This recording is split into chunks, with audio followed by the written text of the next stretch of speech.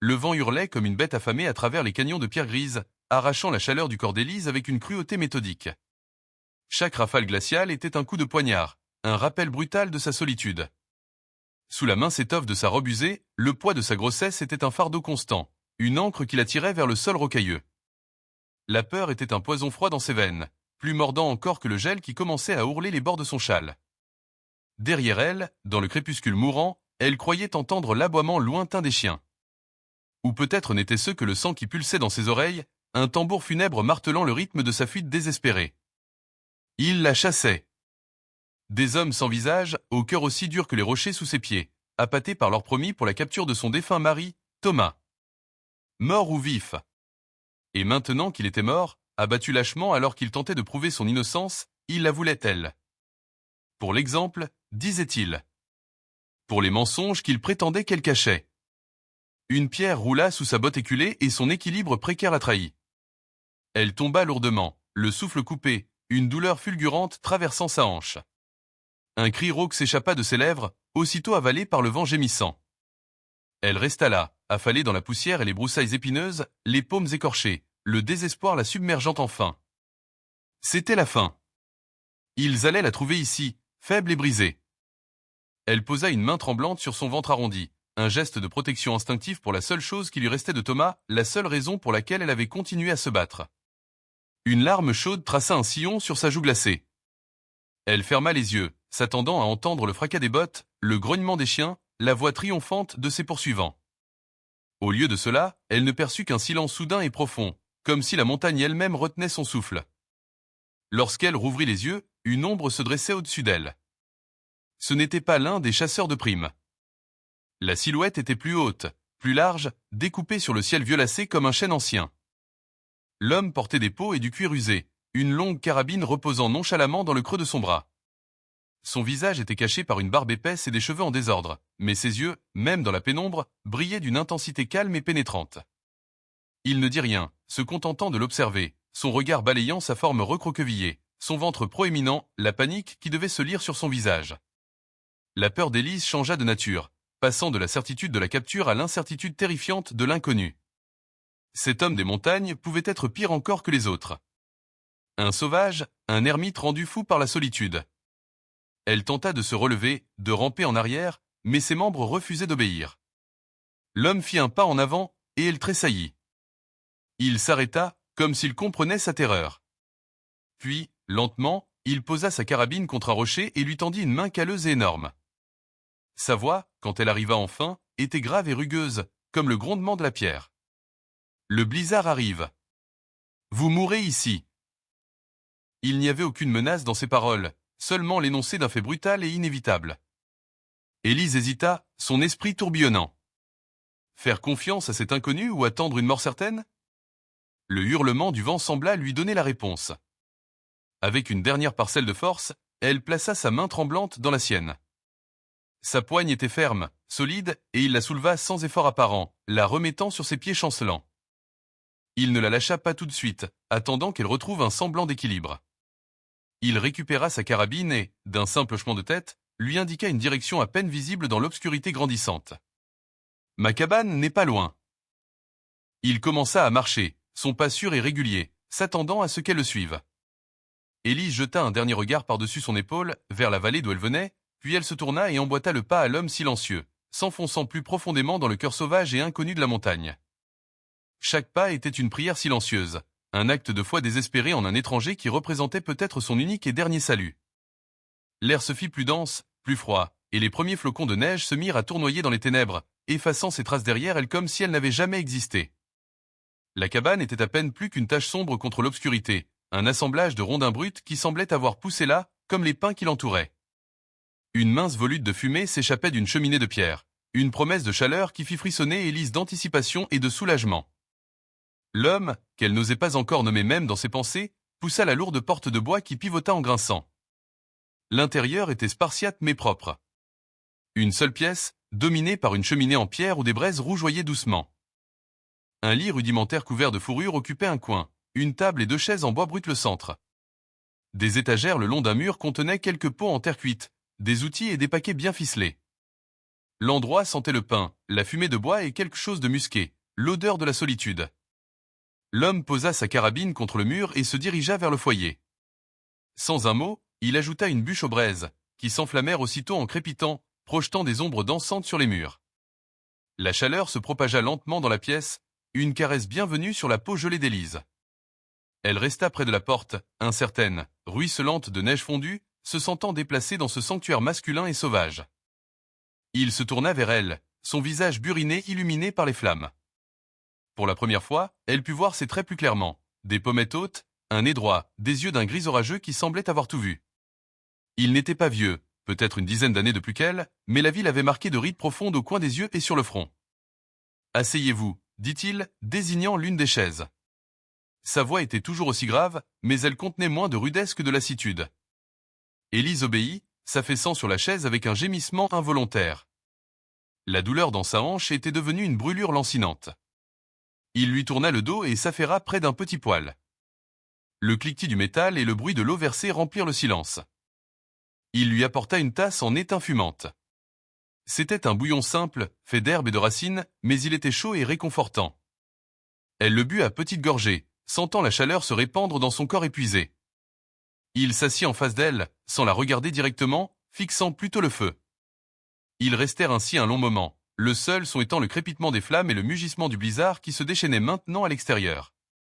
Le silence n'était pas pesant, mais dense, rempli de questions tacites. Élise savait qu'elle devrait dire quelque chose, se présenter, expliquer. Mais les mots ne venaient pas.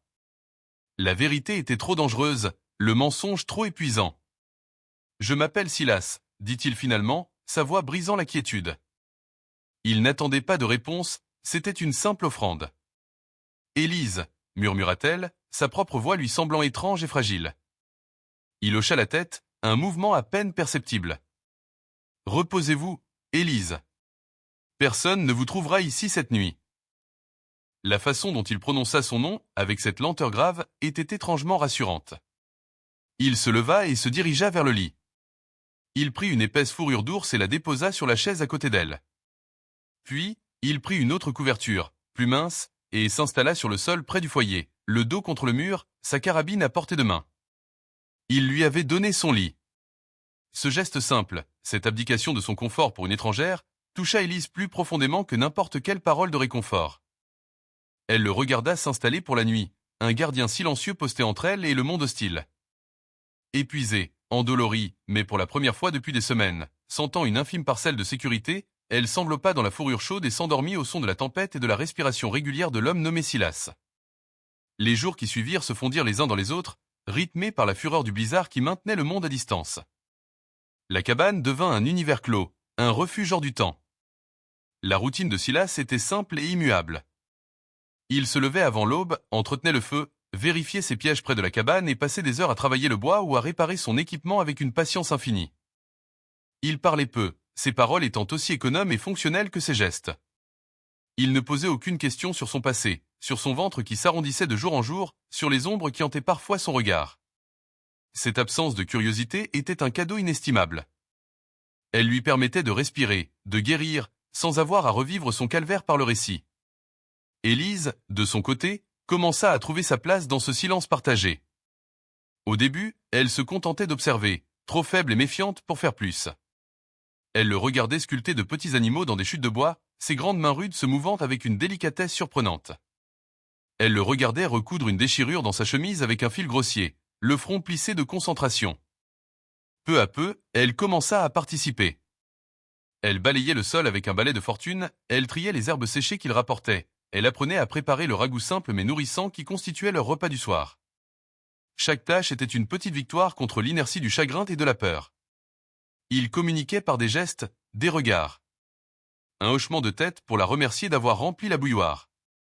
Un léger sourire de sa part quand il lui tendait une pomme de pain parfaitement formée qu'il avait trouvée. Une confiance fragile se tissait entre eux, non pas avec des mots, mais avec le fil invisible des actions partagées et du respect mutuel. Un soir, alors que le vent semblait vouloir arracher le toit de la cabane, une douleur aiguë la plia en deux. Un cri lui échappa. Silas fut à ses côtés en un instant, son visage habituellement impassible marqué d'une inquiétude évidente. « Le bébé » demanda-t-il, sa voix tendue. Elle secoua la tête, les larmes aux yeux. Non. Pas encore. Juste une crampe.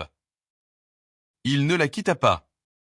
Il alla chercher une autre couverture et la lui drapa sur les épaules. Il lui prépara une infusion chaude avec des herbes qu'il choisit avec soin, lui expliquant d'une voix douce que c'était pour apaiser les muscles. Il resta assis près d'elle jusqu'à ce que la douleur s'estompe, sa présence silencieuse une ancre dans la tempête de sa panique. Cette nuit-là, elle lui parla pour la première fois de Thomas. Pas toute l'histoire, juste des fragments. Mon mari. Ils l'ont accusé d'un vol qu'il n'a pas commis. Il voulait se rendre, s'expliquer. Ils ne lui en ont pas laissé le temps. Sa voix se brisa sur les derniers mots. Silas ne dit rien. Il se contenta de hocher la tête, son regard fixé sur les flammes. Mais dans ses yeux gris, Élise vit une lueur de compréhension, une tristesse ancienne qui faisait écho à la sienne. Il ne la jugeait pas, ne la plaignait pas. Il acceptait sa douleur comme il acceptait la rigueur de l'hiver, comme une partie de l'ordre des choses. Ce soir-là, quelque chose changea. Le mur de méfiance qui entourait encore son cœur se fissura un peu plus. Cet homme n'était pas seulement un sauveur, c'était une âme solitaire qui comprenait la solitude des autres. Elle commença à remarquer les détails de sa propre solitude. Il n'y avait pas de portrait, pas de lettres, rien qui ne trahisse un lien avec le monde d'en bas. Sa vie était contenue entre les quatre murs de cette cabane, une existence réduite à l'essentiel, la survie, la quiétude, le silence. Elle comprit qu'en la sauvant, il avait peut-être aussi brisé sa propre isolement, même s'il ne l'admettrait jamais. Le blizzard finit par se calmer, laissant derrière lui un monde d'une blancheur aveuglante, silencieux et pur. La menace extérieure, cependant, n'avait pas disparu. Élise le savait, et elle voyait à la façon dont Silas scrutait l'horizon chaque matin qu'il le savait aussi. La fonte des neiges ramena avec elle le bruit du monde. Le chant des oiseaux, le murmure de l'eau dans les ruisseaux, et un jour, un son qu'Élise redoutait plus que tout, l'aboiement lointain de chiens qui n'étaient pas des loups. Silas l'entendit aussi. Il se figea, la tête levée, son corps entier tendu comme une corde d'arc. Il n'eut pas besoin de dire un mot. Leurs regards se croisèrent et la paix fragile des dernières semaines vola en éclats. Ils étaient venus. Restez à l'intérieur. N'ouvrez à personne, ordonna-t-il, sa voix redevenue dure et tranchante. Il prit sa carabine, vérifia le mécanisme avec un calme mortel et glissa une cartouchière sur son épaule. Il remplit une petite besace de provisions et d'une outre d'eau. Que allez-vous faire ? Demanda Élise, le cœur battant à tout rompre. Ce que la montagne m'a appris, répondit-il énigmatiquement. Survivre. Il ouvrit la porte, la lumière crue du soleil inondant la cabane. Barricadez derrière moi. Ne faites aucun bruit. Il sortit sans un regard en arrière et disparut dans la forêt dense, se fondant dans le paysage comme s'il en faisait partie. Élise fit ce qu'il avait dit. Elle poussa la lourde table contre la porte, le cœur au bord des lèvres. Les heures s'écoulèrent, interminables, chaque craquement de la cabane, chaque cri d'oiseau la faisant sursauter. Elle était de nouveau seule avec sa peur, mais quelque chose avait changé. Ce n'était plus le désespoir impuissant de sa fuite. C'était une peur active, une attente tendue. Elle avait foi en cet homme silencieux, une foi irrationnelle mais profonde. Elle pria, non pas le Dieu distant de son enfance, mais les esprits de la montagne, pour qu'ils protègent leurs gardiens. Le soir tombait quand elle entendit des voix d'hommes, rudes et cruelles. Ils étaient proches. Elle se cacha dans le coin le plus sombre de la cabane, retenant son souffle, la main posée sur son ventre comme pour protéger son enfant du mal qui approchait. Un coup violent ébranla la porte. On sait que t'es là-dedans, la femme de Thomas Cole. Ouvre, ou on défonce tout. La voix était pleine d'une arrogance avide. C'était Jebedia Kane, le chef des chasseurs de primes, un homme dont la cruauté était légendaire. D'autres coups suivirent, faisant gémir le bois. La table tremblait. Élise ferma les yeux, s'attendant à ce que la porte cède. Et puis, un coup de feu claqua, venant non pas de la porte, mais de la lisière de la forêt. Le son était sec, puissant, suivi d'un cri de surprise et de douleur. Les coups sur la porte cessèrent. Des jurons fusèrent dans la nuit tombante. Il est là. Le salaud est dans les arbres. Un autre coup de feu, provenant d'un endroit différent. Silas jouait avec eux, utilisant sa connaissance parfaite du terrain. Il était le fantôme de la montagne, frappant depuis les ombres. La fusillade dura ce qui sembla une éternité. des éclairs de poudre illuminaient la forêt, suivis de détonations qui faisaient trembler les murs. Élise restait recroquevillée, chaque coup de feu un coup de poignard dans son cœur, ne sachant pas lesquels étaient de Silas, lesquels étaient contre lui. Elle ne pouvait rien faire d'autre qu'attendre et espérer. Puis, aussi soudainement qu'elle avait commencé, la fusillade cessa. Un silence angoissant s'installa, plus terrifiant encore que le bruit des armes. Était-il blessé? Mort? Les chasseurs de primes avaient-ils gagné? Elle attendit, chaque seconde s'étirant en une torture. Finalement, elle entendit le bruit de chevaux s'éloignant à la hâte, accompagné de jurons et de gémissements. Ils fuyaient. Ils avaient été vaincus. Élise attendit encore longtemps avant d'oser bouger. Quand elle fut certaine qu'ils étaient partis, elle déplaça la table avec une force qu'elle ne se connaissait pas et ouvrit la porte avec précaution. L'air frais de la nuit était chargé de l'odeur âcre de la poudre. Il n'y avait personne en vue. Silas? Appela-t-elle, sa voix un murmure tremblant. Pas de réponse. La panique la saisit. Elle fit un pas à l'extérieur, scrutant les ténèbres. Et puis, elle le vit. Il émergea des arbres, non pas comme un héros triomphant, mais comme un homme épuisé. Il boitait légèrement et tenait son bras gauche contre sa poitrine. Une tache sombre s'élargissait sur sa manche. Il était blessé.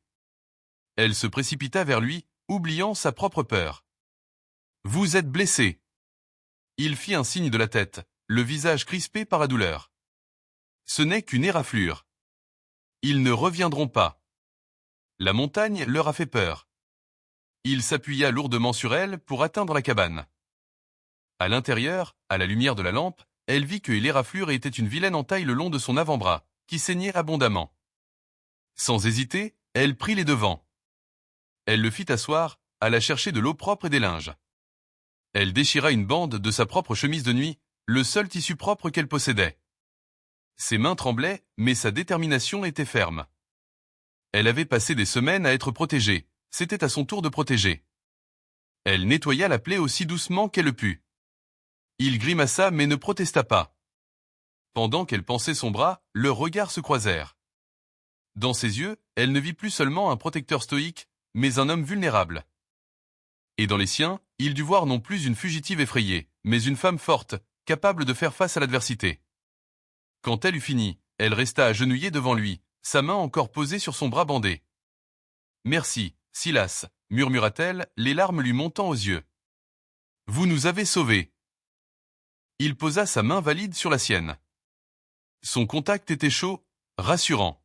« Nous nous sommes sauvés » dit-il simplement. Dans ce simple mot, et nous et un univers de signification s'ouvrit. Ils n'étaient plus deux solitudes cohabitant par nécessité. Ils étaient devenus un rempart l'un pour l'autre. Le danger extérieur les avait cimentés, forgeant un lien plus solide que l'acier. La vie reprit son cours, mais le silence entre eux avait changé. Ils n'étaient plus faits de prudence, mais de complicité. Ils parlaient un peu plus, partageant des bribes de leur passé. Il lui raconta comment il était venu à la montagne après avoir perdu sa propre famille à cause d'une épidémie, cherchant un endroit où la douleur du monde ne pouvait plus l'atteindre. Elle lui parla de ses rêves avec Thomas, d'une petite ferme dans une vallée verdoyante, un rêve qui était mort avec lui. En partageant leurs peines, il les allégeait. La blessure de Silas guérit lentement, et Élise prit soin de lui avec une tendre sollicitude. Elle voyait la façon dont il la regardait, un mélange de respect et d'une émotion plus profonde qu'il n'osait nommer. Elle sentait son propre cœur s'ouvrir à cet homme qui lui avait tout donné sans rien demander en retour. L'été s'installa sur la montagne, habillant les pentes de verre et de fleurs sauvages. Le ventre d'Élise était maintenant lourd et tendu, la naissance imminente. La peur de l'accouchement, seule dans cette nature sauvage, était immense, mais elle n'était pas seule. Silas était là. Il avait lu de vieux almanachs, parlé à une vieille guérisseuse indienne des années auparavant. Il se préparait, aussi sérieusement qu'il se serait préparé pour l'hiver. Un soir, alors que la lune se levait, pleine et argentée au-dessus des cimes, les premières contractions commencèrent. Elles étaient féroces, la prenant par surprise. Silas fut le calme au milieu de sa tempête. Il maintint le feu, lui apporta de l'eau, lui parla d'une voix basse et apaisante, lui tenant la main quand la douleur devenait insupportable. Il était son ancre, sa force. Au cœur de la nuit, au son du chant des criquets et du souffle du vent dans les pins, un nouveau cri se fit entendre dans la petite cabane. Un cri de vie, fragile mais puissant. Élise, épuisée mais triomphante, tenait son fils dans ses bras. Il était petit, parfait, avec une touffe de cheveux sombres comme ceux de Thomas et, elle le jura, le regard sérieux et pénétrant de Silas. Silas s'approcha, le visage illuminé d'une émotion qu'elle ne lui avait jamais vue. Une admiration mêlée de merveille. Il tendit un doigt calleux et toucha doucement la joue du nouveau-né. « Il est fort », murmura-t-il. Élise leva les yeux vers lui, les larmes de joie et de soulagement coulant sur ses joues. « Nous l'appellerons Thomas, dit-elle.